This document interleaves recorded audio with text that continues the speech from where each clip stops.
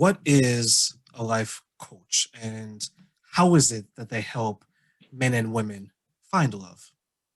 So for my special niche, I go ahead and help women realize the things that are holding them back because we have a limiting belief that we aren't worthy, we can't find love, or that there are men out there that are always cheating or something's always going to go wrong. But in reality, that is just something that their mind creates. And that's the story that they keep telling themselves. So what I do is help them reprogram that and reprogram their subconscious beliefs in regards to what love is.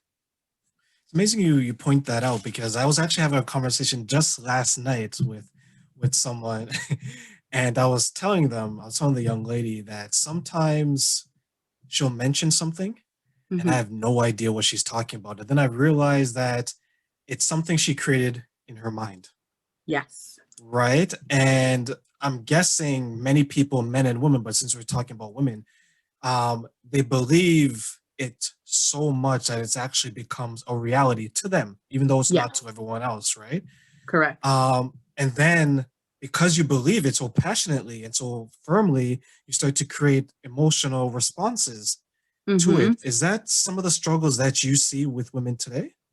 Yes, it is. It's kind of like when they start dating a new guy, for example, and everything's going right. All the signs are there. He's putting time and effort, but then they start thinking, what if he doesn't like who I am? What if things go wrong? They're already waiting for the other shoe to drop, even though they haven't been shown those signs. So that's kind of like us having a certain expectation for things to go wrong, even though they've shown that everything is going in the right direction.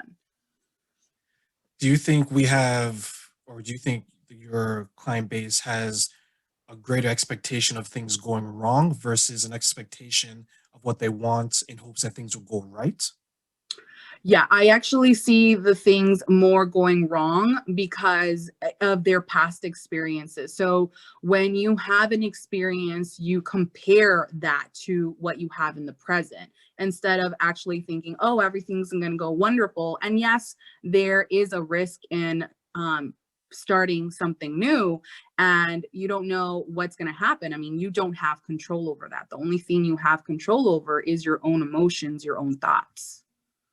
Why do you think we experience those comparisons? And the reason why I'll ask you, Alejandra, it's that like before you got married, I'm assuming you dated and I've dated as well.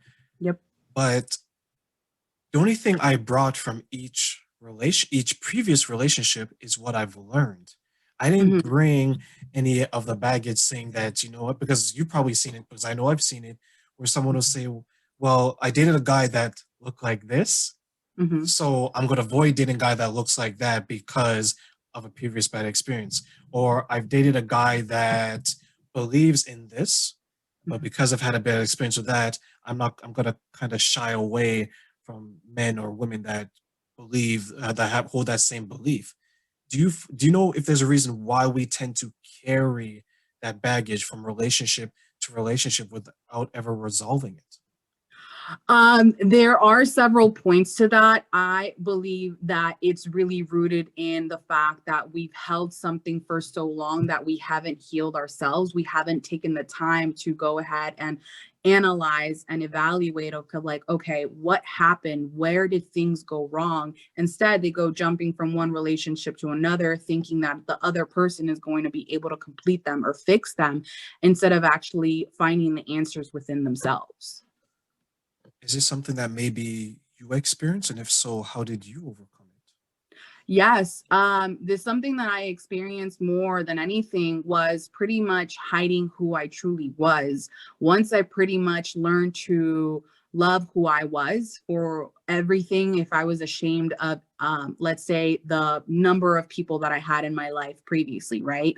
Or just not being true to who I am, of just someone that can be demanding, or someone that can be very dreaming and thinking that life is going to be just dropped to them without any work.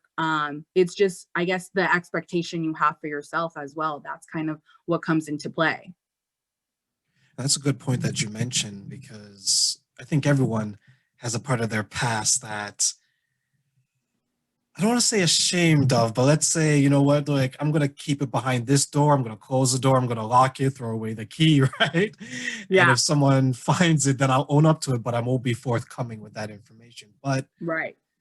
I look at and I appreciate you on the show to discuss this because it's allowing me to learn because my perspective is this perspective of a man, right? Hmm. A man that pursues women as a heterosexual man, right? Right. And your perspective is as a woman that's pursuing a relationship. And I enjoy this type of conversation particularly because I feel from observation that, and I'm going to pick men and women in this example, is that it seems like men and women are having a more difficult time getting along with each other romantically, Okay. right? It seems that there's the demands of, let's say, the demand on a woman. You do something. This is going to be your life until you're 20. You graduate, and then the expectation is you better get married and have that child before you're 30, Hmm. right? Yeah. And then the man is that okay? You're going to live your life until you're about 20. You're going to go to school, graduate. You better have an idea who you're going to marry and the career you want to provide for that family you're going to have, right? It seems Yeah. to be like the age 30 is where men and women have to figure it out based on what Yep. we're told, right? And Hmm. then once you hit 31, for some reason, it's like you look left and right and you begin to panic. Oh my God, I'm not the person I was in my 20s.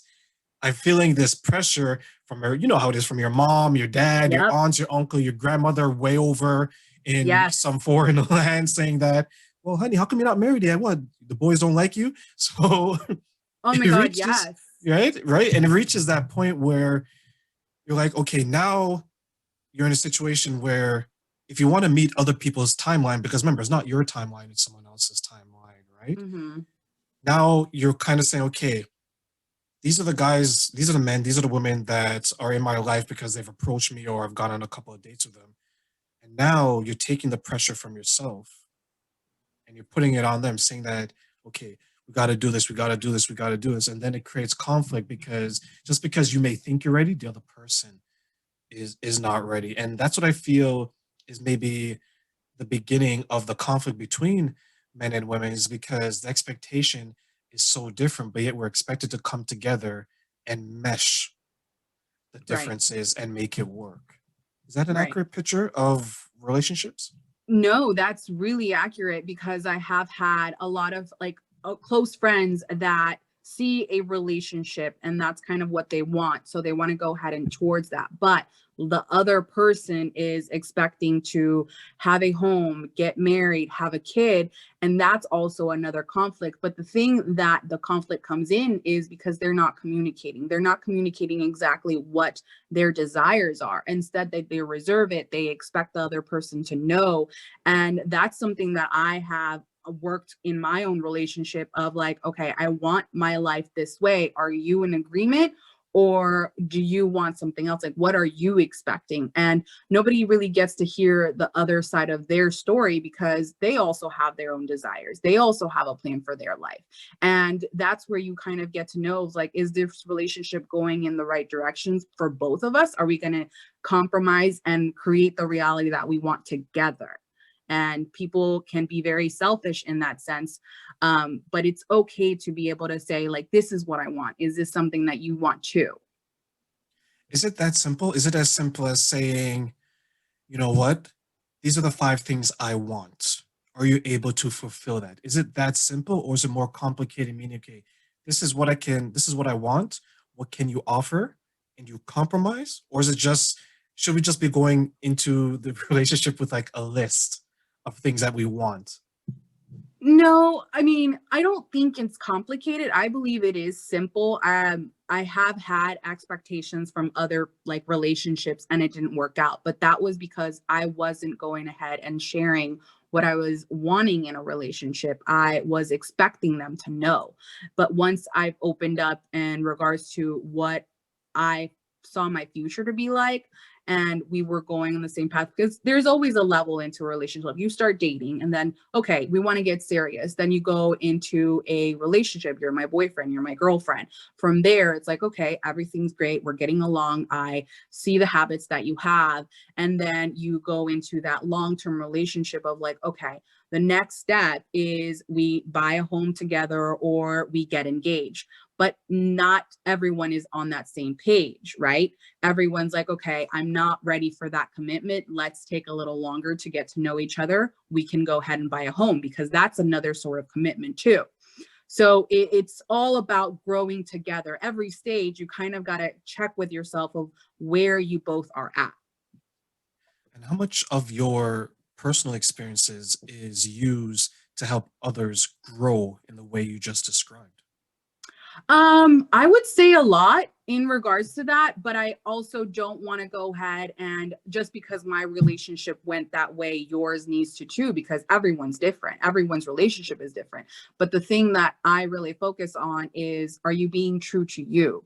Are you being honest? Are you communicating what your desires are? Because if you're not being honest with yourself, how can you be honest with your partner?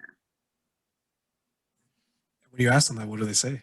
They tell me, and they are telling me of like, yeah, this is what I want. I was like, okay, have you had the chance to go ahead and express that to your partner? And they're like, no, I don't know what they're gonna say. I was like, well, then how about you go ahead and tell them and see how things go. And then from there, you can make your decision of, should we continue this relationship or should I go ahead and find someone else? Because that's another thing. When you're in a relationship, you're not completely stuck there. You still have the choice to opt out and go ahead and start new. And that is where people are afraid too, because like you mentioned earlier, come at 30, they're already expecting to have a house and be married. But whose timeline is that? Is that society's or is that yours? That's a good point, right? That's a very good question. And I think having that timeline put on you is scary. And a lot of people, um, because to get into a relationship, I would say for those listening, is it is scary to get into it, right? Because Yeah. it's a certain level of vulnerability because you're trusting the person with your emotions, you're trusting the person with your essence in a way, right? Mm-hmm. And to say that maybe, let's say 6 months into it and you want to opt out, how do you balance between, okay, this person may not be the person for me, but it's better than being alone, Mm. right? Yeah, I mean that's kind of a good point, because I have had women where they've told me of like, but I've already come so far. It's like, do I have to start over? But then my question to them is like, are you willing to settle and be uncomfortable and not create the life that you want, that you see for yourself? Do you want to go ahead and be miserable and be bitter? Like those are your two options. What do you want to go with? The choice is always yours. Do you want to be unhappy or do you want to be happy? It's like you're right. It's like the joke that people say, right? I'd rather be unhappy with a warm body next to me than happy in a cold bed, right? Right. Right. But it's true. It is so true because I'm just trying to think like why would someone, and thank goodness I haven't been really guilty of this, but I haven't been married or anything like that. I'm looking at the people that have been married once, I've been married twice, I've been divorced a few times, right? Hmm. And you have to give them credit for continuing down the path of taking their relationship to that level more than once, because I would assume it's not easy. Hmm. Um, because no matter who you are, every time you get divorced, your friends would know. Versus if it's just a boyfriend or girlfriend, they may not know, right? If it's a couple of months, for example. Right. Um, but settling, it seems, has this like negative. connotation to it, right? But you raised a good point where you mentioned, okay, if this is not what you want, why are you accepting it? Because there has to be a reason, and it can't be, or shouldn't be, I should say, that, yeah, but what else am I going to do? Right? That's the majority of the answer that I get, and it goes back to the point of they're afraid of being alone with themselves. And this is why I coach women to love themselves, to enjoy their own company, because that gives you the freedom to travel, to go move wherever you want to eat whatever you want without any restrictions, pretty much to be free to be you. And I am a big fan of working with the universe. I'm big into manifestation. That's kind of how I came about meeting my husband. I was in shitty relationships, and excuse my language, but I had enough. I was tired of not being a priority in someone when they were a priority to me. I was tired of just being taken for granted. And I got to a point where I was like, enough, I'm done. I was like, and I wrote down, I was like, this is what I want in a relationship. I am tired of just not being loved the way I love someone. And I wrote exactly what I wanted. And then 4 months later, I started dating pretty much my best friend that was under my nose, only I wasn't willing to see it because I was chasing men that weren't appreciating me. And I guess my question in regards to that, because that's an interesting journey. That's an amazing journey because not a lot of people, so many people will leave this earth not experiencing that, right? Because they Yes. won't ever realize it. But what made you realize, you know what? I'm involving myself with the wrong type of men. Because for the women out there, they're probably listening and they're probably like, you know what? She's speaking about me. But how would you hit it home with them saying that this is what made me realize I'm involving myself with the wrong type of men consistently?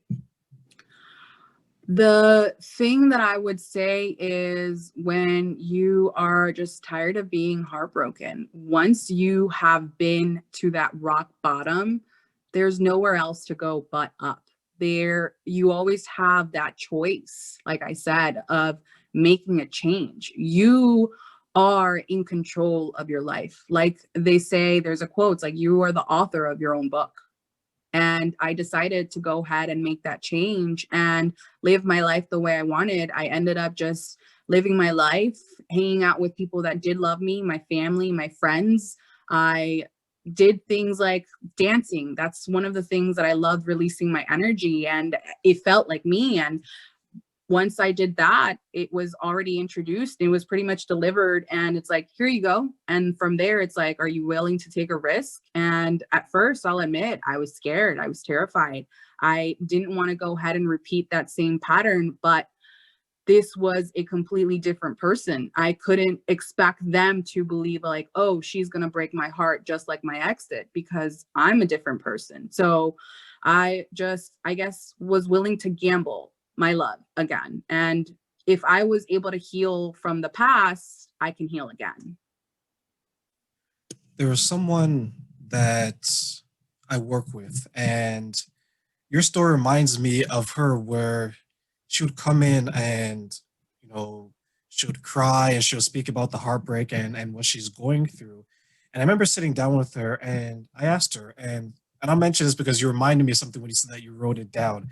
Because I'm a big fan of writing things down and reviewing it and saying that, you know what, let's put your thoughts to paper and make Mm-hmm. them more real, right? Mm-hmm. And I told her, I was like, okay, asked her, what is it that you want ultimately? Because everyone wants something out of a relationship. What is it that you want? And she said that, you know what? I want someone that's going to be a companion, like a best friend. And I was okay. What do you think is something you can offer this person? And she mentioned, she's like, you know what? Her ideal situation is I want the person I'm with to come home and I want to be able to cook for them. I want, you know, them to have a hot meal. Very what we would call traditional, I guess, right? Okay. Or well, I don't want to use the word traditional because I can get me in trouble, but very she was that type of woman, right? That's what she wants. Mm-hmm. And I was like, okay, the men that you dated, did they appreciate that about you? That, you know what, you want to come home and have dinner made, or you want to be able to share, because she loved to cook, right? I was like, did they appreciate that? And she told me something interesting. She said, out of all the men she dated, she wasn't in a situation to ever to be able to do it for them. And I Okay. was like, okay, you love cooking, you love cooking for yourself or those close to you. You would love to cook for the person you're with. I was like, why do you think you weren't able to do that for the person? Because that's ultimately one of the goals of a relationship that you want. And she's like, I just didn't find the right person. We didn't reach that point because it didn't evolve to that point. So I was okay. Write down the type of men that either you're attracting, or the type of men that you're going out with that's not allowing you to be the type of girlfriend, fiance, wife that you want to be, and find the commonality. And she wrote it, and she did.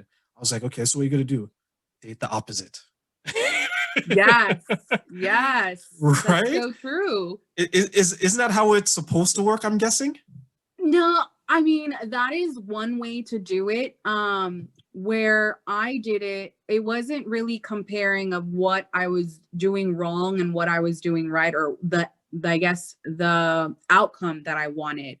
It was more of my feelings of yes, of how I wanted the relationship to be, because I did go ahead and love and give my time and plan all these like nice events or trips to go to, but I never had that same in return. So when you're giving and giving and giving, you're left empty. You're left like, what am I doing wrong? Is something wrong with me? And that's totally not the case, because you will recognize of like, okay, you are doing something and that's giving way too much when you're getting nothing in return.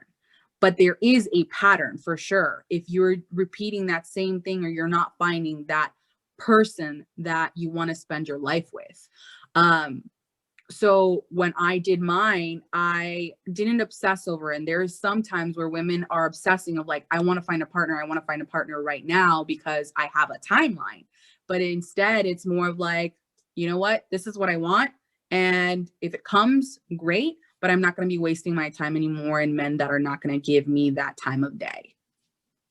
And I guess that goes back to your point in being able to love yourself and being comfortable being alone with yourself. And that's another point that I wanted to touch on, is that before we found the relationship, we were with ourselves.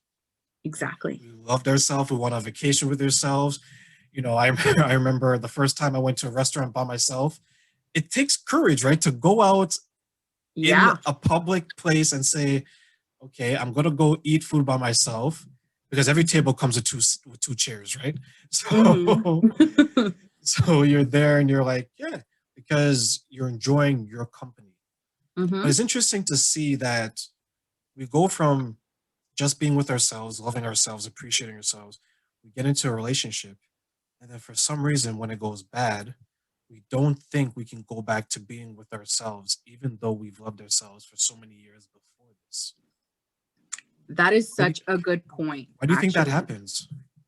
Because when we get involved in a new relationship, right, every time or any time we have available, we go ahead and just share it with that other person. We are, let's say we have a weekend off and we spend both Saturday and Sunday with that person. And then we end up just liking whatever they're liking. So they go ahead and accept us even more and they want to spend time more with us. But what I actually share with my clients is, don't be afraid to go ahead and spend time with your girlfriends. Go ahead and spend some time with your family, or go ahead and even take an afternoon where you're doing something that you like to do, whether that's hiking, whether that's riding a bike, whether that's doing art or writing in your journal, like something where you get to spend time on your own. Because if you are always spending time with your partner, then you kind of lose yourself. You lose yourself in the relationship and you forget who you are. So that's definitely one of the main things that I definitely go ahead and talk about, because In the relationship, yeah, it's great. You're getting so many things in common, you're having adventures, you're creating this life together, but you're still you. And when you just spend all your time with your partner, you forget that you were doing things on your own before. Do you find that women, I guess in general, struggle with this point? Yes, they do. They, for some reason, it's just kind of like they're always looking for a, not, no, it's validation. It's of, this is my partner. And I don't know, it's really strange because I did this too. And I was like, I'm never doing that again to myself. I can't lose who I am, because if things do fall apart, and that sometimes it's always going to be stuck in the back of your mind of like, if things fall apart, it's like, you know, you can go ahead and recreate your life again.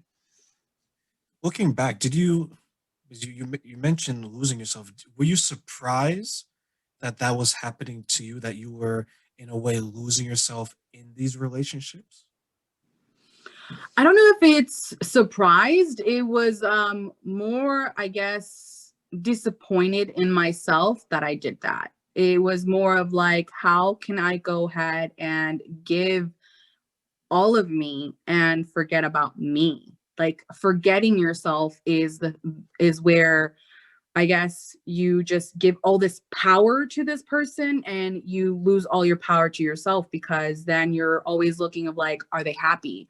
Are they going to leave me? Are they going to just I don't know, you think of all of like, you give this power to this person when in reality you have all the power. It's like I said before, you are the creator of your reality, but once you give that up, then you feel like you have nothing.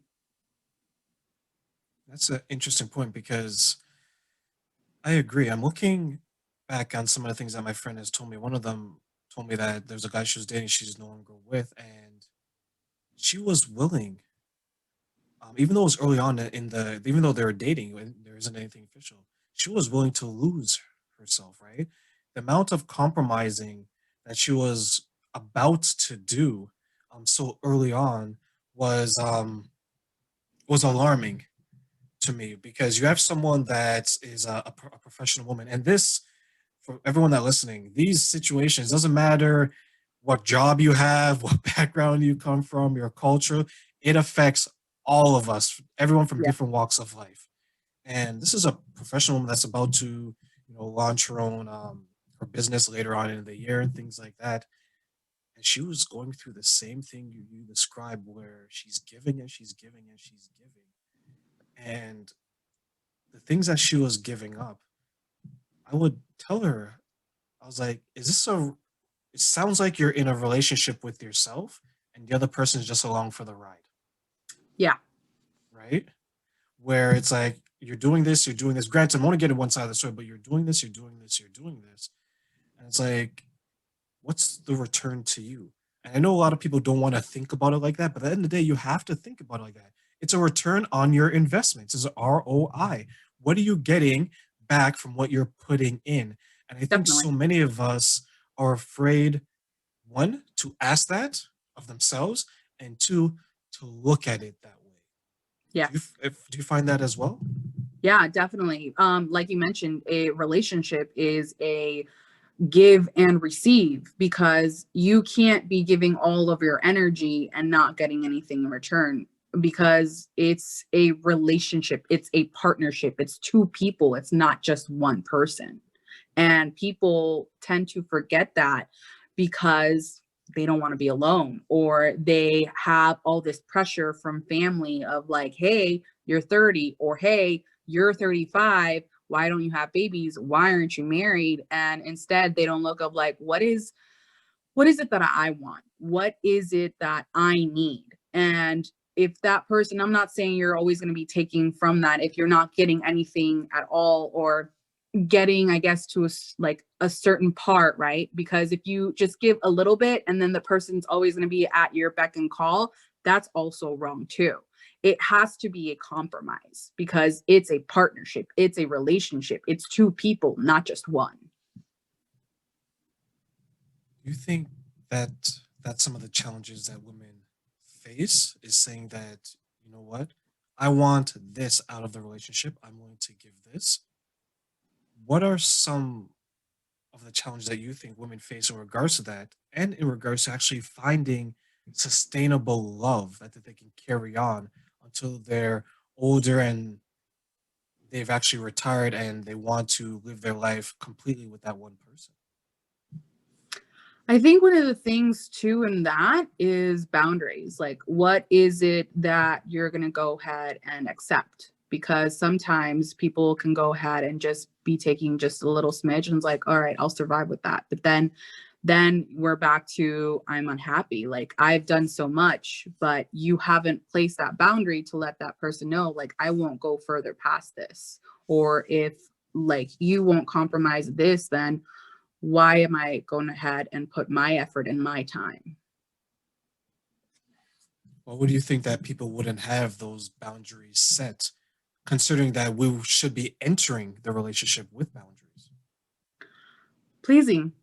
Again, it's it's really pleasing, or the pressure, it's just for some reason they are afraid also of what the other person's going to say. They are, for some reason, again, we're creating these scenarios in our head. They're going to say no, they're not going to accept me, they're not going to want to do the same thing, so they just keep quiet. And that comes again into play of communicating, and people don't have the confidence to go ahead and speak their own voice and speak their own opinion and speak their own desires. So they just rather go ahead and sit back and see, like you said, enjoy the ride and see where things go. And then once you just continue on the ride, and then you pretty much, the stop sign or the exit that you wanted to take is no longer there. And now what? Now what happens? Yeah, I was mentioning to, because you mentioned communication, and for me, I think communication is one of the pillars of any relationship, whether it's friendship or romantic or otherwise.